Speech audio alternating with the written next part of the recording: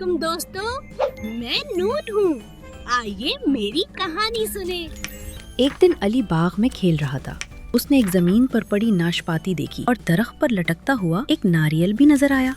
अली ने खुश होकर कहा, वाह, नाशपाती मीठी और नारियल मजेदार लग रहा है। उसने पहले नाशपाती खाई और फिर नारियल का ठंडा और मजेदार पानी पिया और फिर से खेलने लगा।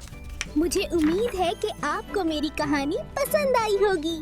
अलविदा दोस्तों, अगली बार मिलते हैं। अस्सलाम वालेकुम दोस्तों, मैं वाव हूँ। आइए मेरी कहानी सुने। एक दिन वर्दा अपने स्कूल जाने के लिए तैयार थी और अपनी साफ वर्दी पहने खड़ी अपनी वैगन का इंतजार कर रही थी। इतने में वैगन भी आ गई। वर्दा जल्दी से वैगन में सवार हुई और स्कूल चली गई। मुझे उम्मीद है कि आपको मेरी कहानी पसंद आई होगी।